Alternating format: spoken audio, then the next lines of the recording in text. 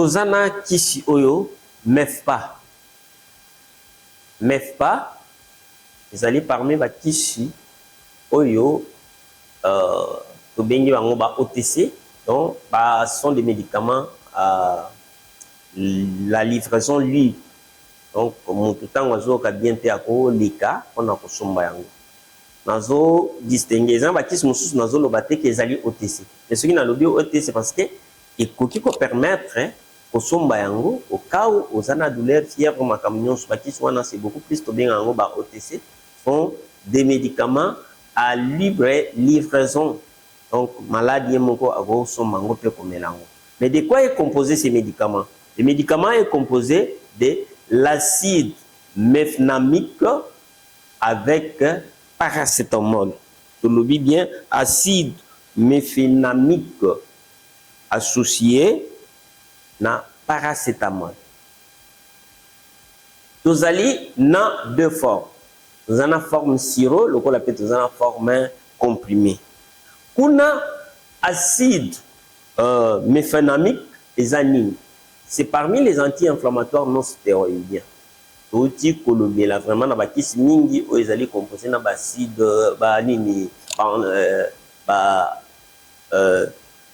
anti-inflammatoire non stéroïdien. Il n'y a rien à commenter avec ce produit. Na lingala tolobi azali kolité contre oyo to dengi fièvre, douleur et oignon ezali lokola ngai. Mais pourquoi basangisi na paracétamol? Vous savez que paracétamol a bundisaka mingi ba fièvre. Donc azali na propriété autobengi analgésique. Yé à part propriété analgésique, il y a azali ko bundisa makasi vraiment fièvre. C'est pour cela ba associé yé azo kitsa douleur pe o anazo bundisa fièvre, ils ont permettre que muto azana fièvre plus douleur et puis nzoto eza penza malam te ningai.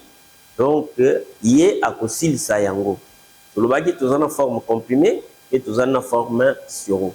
O ezali pona bana. Ya comprimé tous allez na MEFPA forte. MEFPA forte yé azali composé na acide mefenamique o eza dosé na 500 mg plus 450 mg ya paracétamol. Tandis que ici nous avons 50 mg d'acide mefenamique plus paracétamol o ezali juste na 125 mg. Azali na ba propriété nini? Azali na ba propriété auto-koloba analgésique, anti-inflammatoire et antipyrétique. Pourquoi? Il y a la présence du paracétamol et il y a aussi l'acide mefenamique. Ndenge nini bako komela yango? Pona oya mikolo yo komela en comprimé 2 fois s'il y a douleur.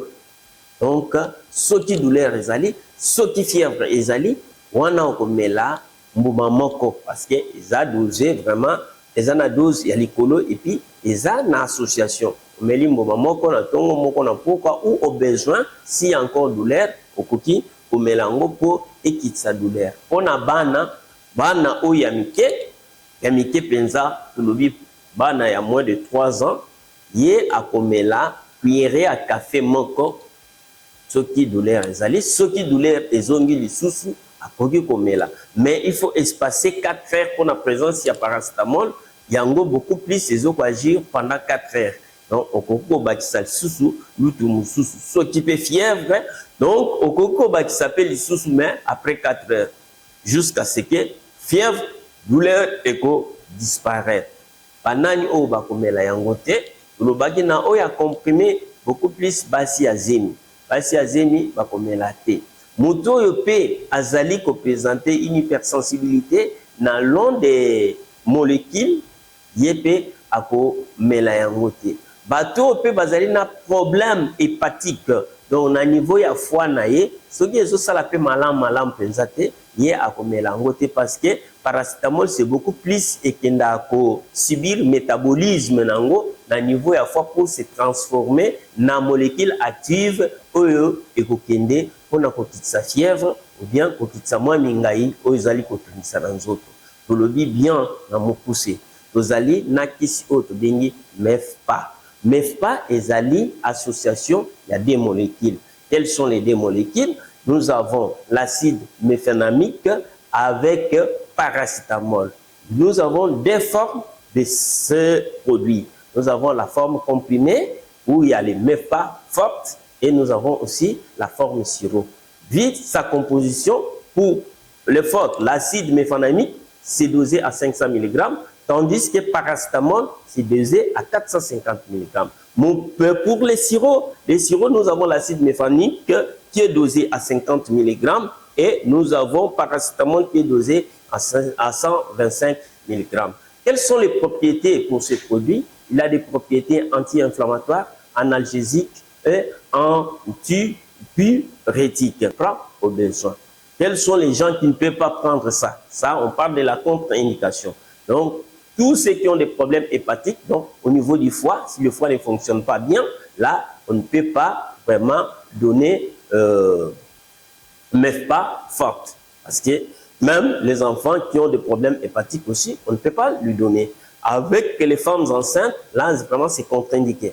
On ne donne pas ça chez les femmes enceintes, même celles qui allaitent, parce que le produit peut passer dans le lait maternel, tandis que l'enfant étant innocent, on ne peut pas lui donner le produit comme ça, sans toutefois qu'il y ait de douleur ou soit une fièvre. Mais pour nous tous, ceux qui ont mal, ou soit qui en vont des fièvres au lieu de douleur, il y a une solution, c'est MEFPA comprimé forte ou soit MEFPA sirop pour les enfants.